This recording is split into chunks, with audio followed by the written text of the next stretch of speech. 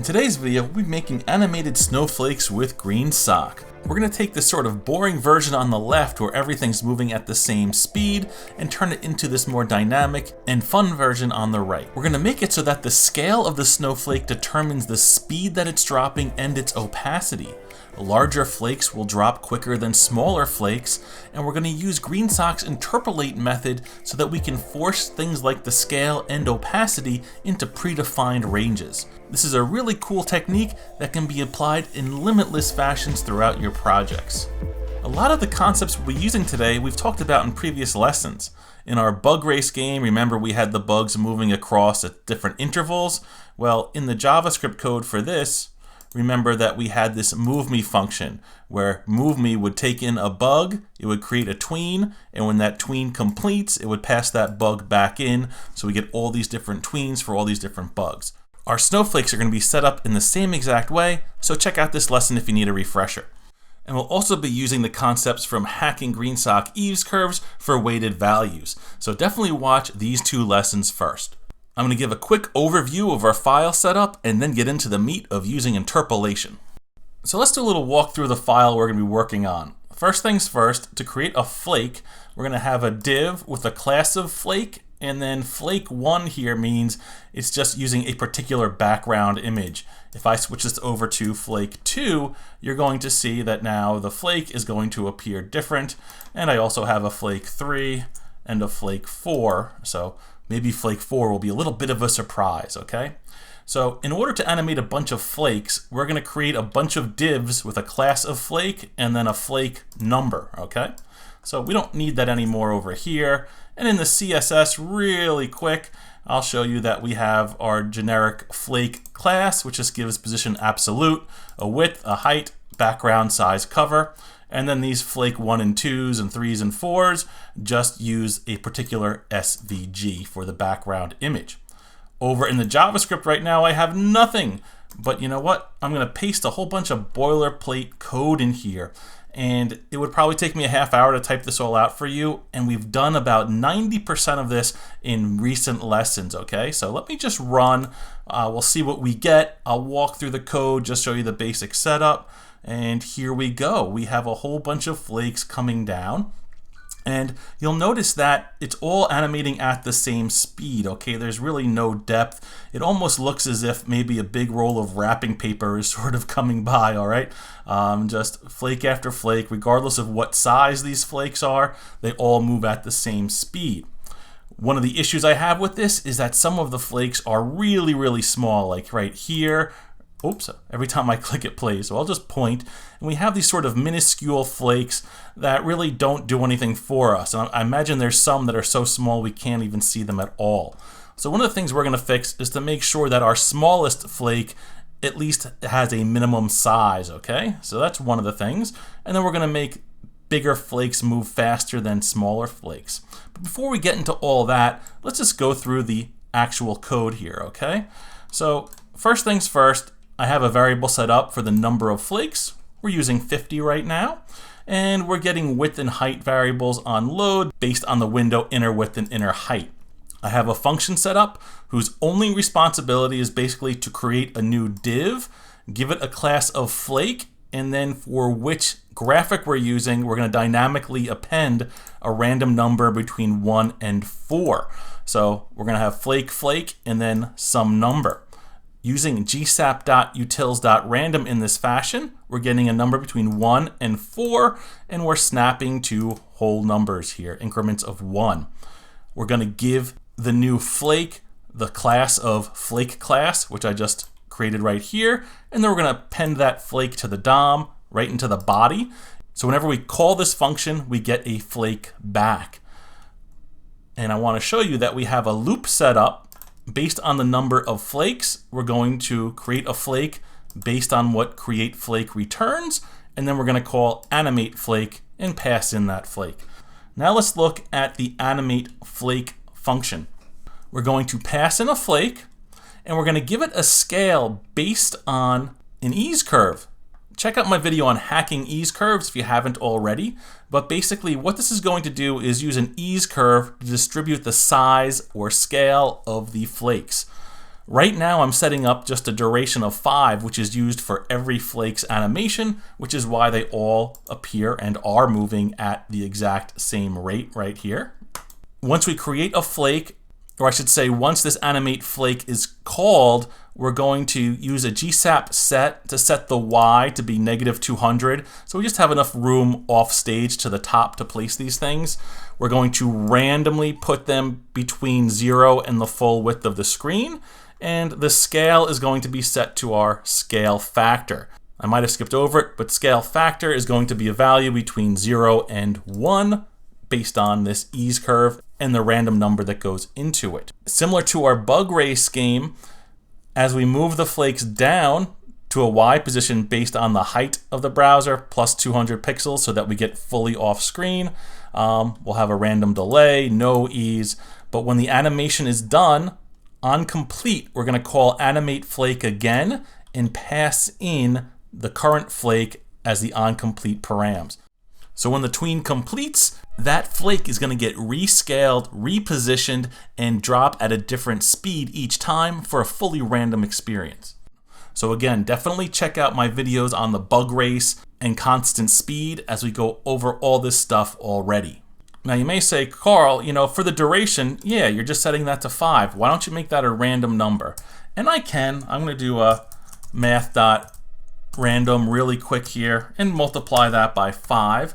And that's going to make things look a little bit better, but I don't like the fact that, everybody just sort of has a random speed. Some of them are like super fast. And I really want to go for the effect where the speed is based on the size of the snowflake, all right?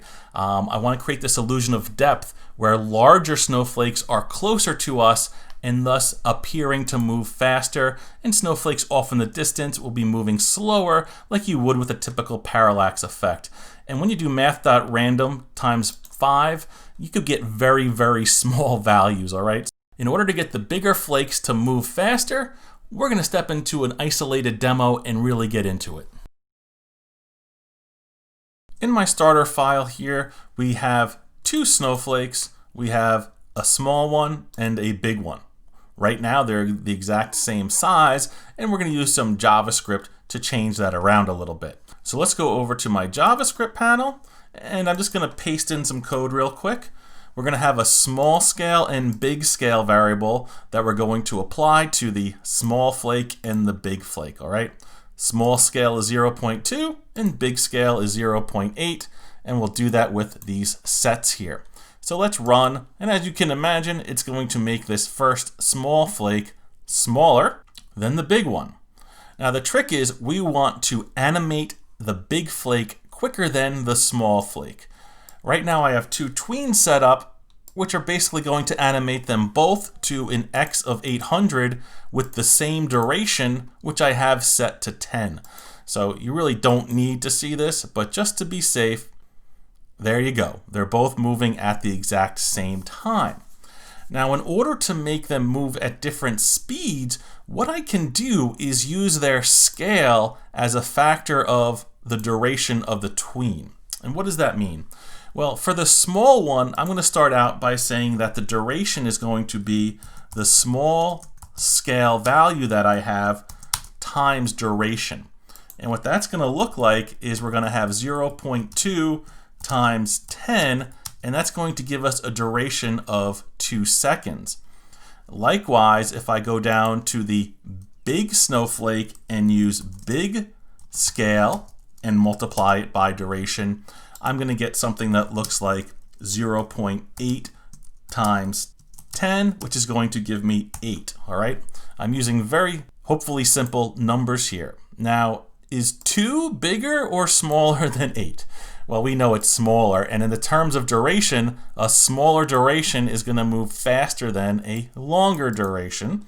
So let's run this, and that makes the small flake move way faster than the big flake, okay? So what I want to do is show you how we're going to flip this around to make the big flake move quicker than the small flake. I created this chart to show you that I can subtract the scale from 1 to convert a small value to a big value. What does that mean? Let's say our scale is 0.1. If we do 1 minus 0.1, that's going to give us 0.9. So a small number turns into a larger number.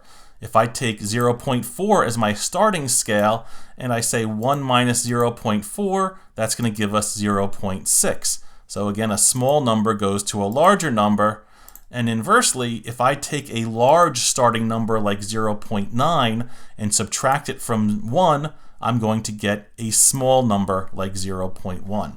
So the trick here is to take my scale value and subtract it from 1. To apply that in our code, I'm going to do 1 minus small scale and wrap that in parentheses so that operation happens first, and do the same thing with the big scale. 1 minus big scale, and then multiply it by the duration. So now what we're going to get is a little flipperoo, and you're going to see that we're going to have the big star move quicker than the small star. Let's see. Woo! There we go. The big star is already done, and the small star is moving much slower. Now this does solve the problem of having a big thing move faster and a small thing move slower, but I really don't like the fact that there's such a huge discrepancy between the speed, alright? Check it out. This snowflake's already done, and we're waiting forever for this one. And just so we see it, right now, the small one is taking 8 seconds and the large one is taking 2 seconds. There's a big gap there between those two. Well, what if I wanted the smallest star to take 4 seconds and the largest star to take only 2 seconds? Well, that's where interpolation comes in. Interpolation allows us to take a progress value and map it to a range of values. What the heck does that mean? Well, let's go into our console here, and I'm going to tap into gsap.utils.interpolate. All right, and I said 2 and 4 before, all right? But for now, let's just say that our lowest value is 0 and our highest value is 10, and I want to figure out what number is in between those two numbers. Well, I'm going to pass in a progress of 0.5, which means halfway, and then you'll see that my value is hidden here, and it's going to give me 5. If I do something like gsap.utils.interpolate again, and I do like -100 as the low and 100 as the max, and say, oh, what's halfway in between there, and say 0.5, maybe you can guess. It's going to be 0. Let's see, hit return, and there we go. So what I want to do is use this in my code up here so that I can sort of set the high and low values of my durations. So let's go up here, and I'm going to create another variable, and I'm just going to call it a small duration, and that's going to be equal to gsap.utils.interpolate, and we're going to use 2 and 4, and for this progress value I'm going to pass in 1 minus whatever small scale is, okay? So we're going to be pretty much not doing all this work in the tween. We're going to figure it out up here. And then I'm going to get rid of all of this here, and I'm just going to use small duration, okay? So basically we're going to say if small scale is going to be, what are you, 0.2, we're going to get 1 minus 0.2, which gives us 0.8, and we're going to map 0.8 between 2 and 4. What's that going to do? I don't know. Let's just figure it out. Let me type in gsap.utils.interpolate 2, 4, and 0.8 is going to give us what? A duration of 3.6. So that's going to be pretty much close to 4. Let's do the same thing for our big duration. I'm going to copy that, and I'm going to paste it, and I'm going to change it over to big duration, and we're going to subtract over here our big scale, and then in my tween we're going to get rid of all of this here, and I'm going to say big capital D duration. These numbers no longer apply. That was 3.6. Let me close out my console and let's run. And now you're going to see again the big one moves fast, but the small one is moving just a little bit slower, okay? we don't have that huge gap anymore. If I wanted to, I could play around with these min and max values here. Maybe I could make them even closer together, all right? Maybe there isn't going to be such a huge discrepancy between the fastest and the slowest star. But again, you're still going to see that there is a difference in speed, okay? And to further help us understand, I've updated my chart with a new column for the interpolated values. So let's say we start with a snowflake with a scale of 0.1, very small. If we subtract that 0.1 from 1, we're going to get our flipped larger value of 0.9. So we're turning a small value into a large value. If I pass that 0.9 into the interpolate function with a minimum of 2 and a max of 4, we're going to get something towards the high end of 3.8. And so a snowflake with a duration of 3.8 seconds is going to be moving much slower than a larger snowflake that has a duration of 2.2 seconds. So now that we've mapped this all out, let's apply what we've learned to our big snowstorm. All right, that was a lot of talk about interpolation and flipping values around. Let's see where we left off. We had, remember, a random duration between 0 and 5 seconds, basically, and that gave us something like this, where some things could be moving at a super fast duration or a super slow duration, and there was no speed based on the size of the star, and some of those are just way, way, way too fast. So let's put into practice what we were just talking about. So for the duration, I'm going to use gsap.utils.interpolate.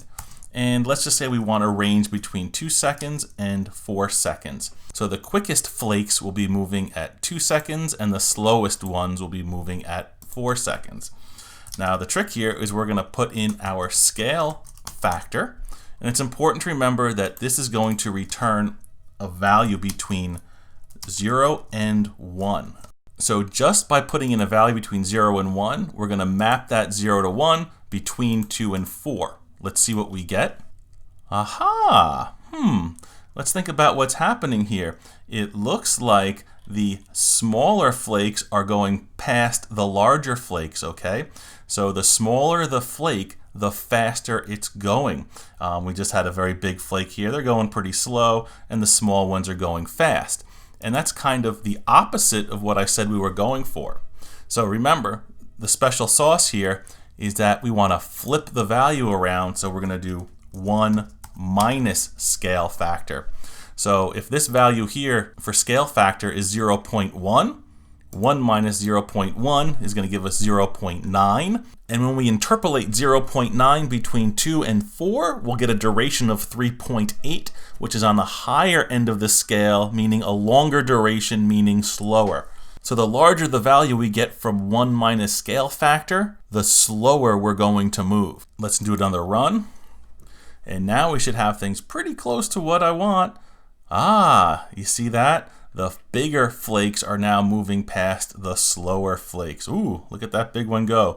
And you have these sort of real tiny ones going slow in the background here. Very cool.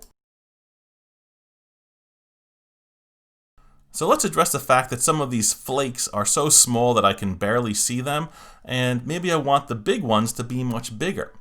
Well, right now, scale factor is returning a value between 0 and 1.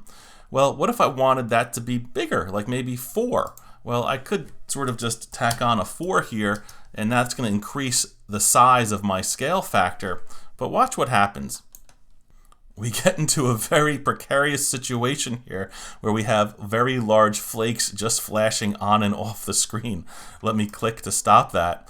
And you might be wondering, well, why'd that happen? Well, right here for our duration, we're using 1 minus scale factor to map between 2 and 4.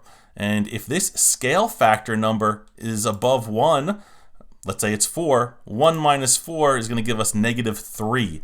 So we're going to be dealing with a negative duration, which means these tweens here are instantly finishing as soon as they're being created, and you don't even see any animation at all. So we want to be very careful to keep scale factor between 0 and 1. So what I'm going to do is create a separate variable called scale, and I'm going to use gsap.utils.interpolate and I'm going to then interpolate the scale factor to any range that I want. So maybe I'll say that the smallest flake is going to be 0.3 normal scale, and the largest one is going to be 2 times the normal scale. And I'm going to put my scale factor, which again is between 0 and 1, into that interpolation. Now when I actually set the scale of the flake, I no longer want to use scale factor. Remember, that's locked between 0 and 1. I'm going to use my new scale value. So let me just take the word factor off of here. And now you should see that we're going to have some considerably larger flakes, and the smallest ones aren't going to be so small, all right? So it should be instantly obvious that we're now mapping our scale factor between a range of 0.3 and 2 times normal scale.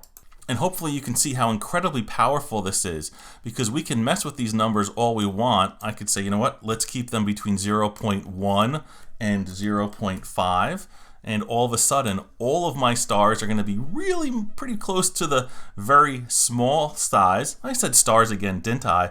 But we're still maintaining that speed based on the scale, okay? So if we just want a few small snowflakes, there we go. But I really like having the smallest one at least 0.2 or 0.3. And I think going up to 2 or even 3 might be nice. Let's see how that looks. Ah, there we go. Whoa, those are some big flakes. But hopefully you can see now how this sort of depth or parallax effect is coming into play with these big flakes that are closer to our face moving faster than the ones that are smaller. I'm going to kick this value here back down to 2. And the last thing I want to do is affect the opacity of the flakes, all right? I want to make the opacity based on the scale as well. So I'm going to add another variable here. I'm going to say let opacity equal gsap.utils.interpolate. Hopefully you're seeing how powerful this is. And maybe I want the least opaque version to be, I don't know, 0.3. And of course, we don't want opacity going beyond 1. And so again, we're going to send our scale factor in there. So if we have a scale factor of 0.1, that means that it's going to have an opacity very close to 0.3, but not less than that, because we really don't want any flakes to have an opacity of 0. So this is going to help us out there. So in my set, I'm just going to add in opacity property and set it equal to our opacity variable. So now the next time I run, we should see everything that we want. Where are you, flakes? There we go. So even just looking at this now, I'm almost thinking, you know what? That opacity of 0.3 is actually a little bit on the low side for me, all right? I want those ones in the background to pop just a touch more. So again, check out this flexibility. We can just make that 0.5. And now the stars in the background are a little bit more visible. I'm loving this. So I could really call it a day here, but once you have all this stuff set up, it's so easy just to play with the variables, add new properties. And one of the things I liked adding was just some random rotation to the flakes. So in my tween here, what I'm going to do is just say that the rotation of the flakes is going to be a random value between, I don't know, like -60 and 120. We can play with that. Let me put my little comma in here. And maybe we want things just not falling totally straight down, but maybe a little bit to the right or left. Well, for that, in my tween, I can say, you know what? Your x value is going to be, I don't know, plus equals 200. And what this is going to do is give us a slight breeze moving over to the right. Let's see how this goes, and let's really crank this up. Oh, look at that. We have some random rotation going on now. They're going back and forth, and we have this really nice sort of decorative ambient snowfall going on. We could easily have some text coming across the screen and just really set the mood here. So hopefully you've enjoyed this, you've learned something, and again, once you have these particles going, there's so much you can change. And remember, if some of this is new to you, please go back to the previous lessons in this course. We cover all this stuff. We build you up step by step. So hopefully when you see stuff like this, you're like, you know what? I can do it. So please play around with the snow and let me see what you made.